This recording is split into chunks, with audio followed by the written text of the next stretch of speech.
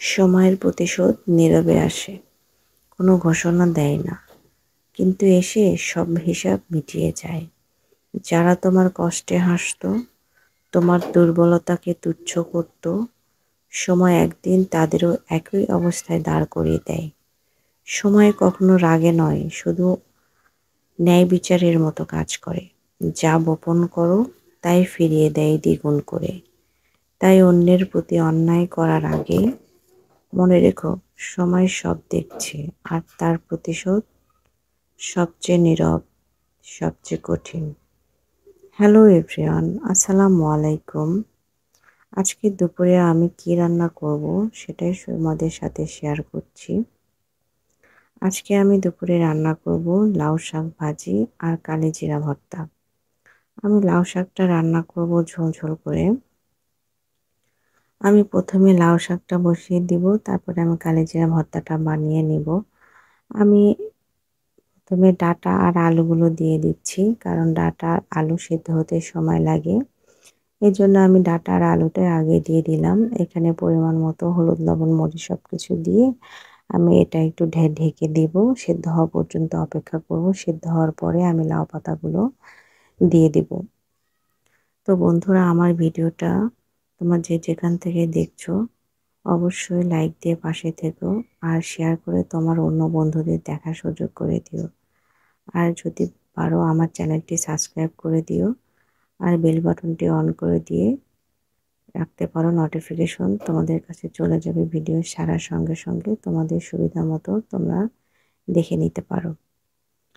তো এই যে লাউ পাতাগুলো আমি দিয়ে দিচ্ছি, লাউ পাতাগুলো দিয়ে দিলাম, দিয়ে আমি ঢেকে দিচ্ছি।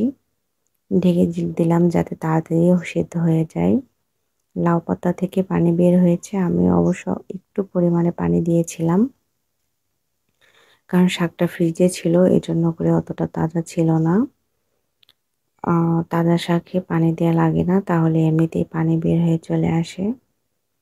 তো এই যে লাউ শাকটা আমার হয়ে গেছে। ঝোল ঝোল করে রান্না করলে লাউ শাকটা ভালো লাগে।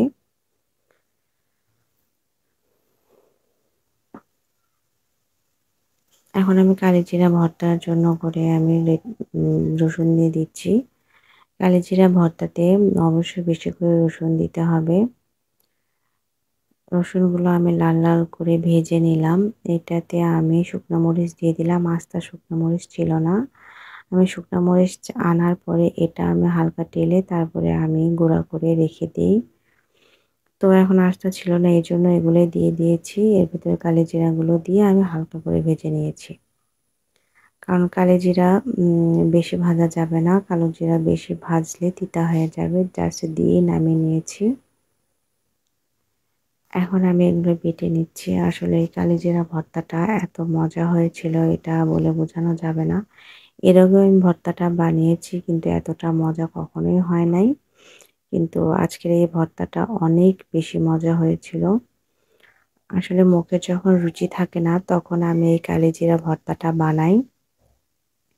কালিজিরা ভর্তা খেলে কেন যদি মুখে অনেক রুচি চলে আসে। আর বিশেষ করে আজকের এই ভর্তাটা অনেক বেশি মজা হয়েছিল। এখন তো আমি প্রতিদিনই বানিয়ে খাবো কালিজিরা ভর্তা।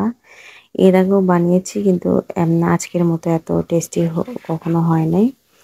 তা আমি আর একটু স্বাদ মতো লবণ দিয়ে দিচ্ছি। লবণ আমি তখনও দিয়েছিলাম, কিন্তু আর এখন একটু দিয়ে দিলাম, একটু কম হয়েছিল।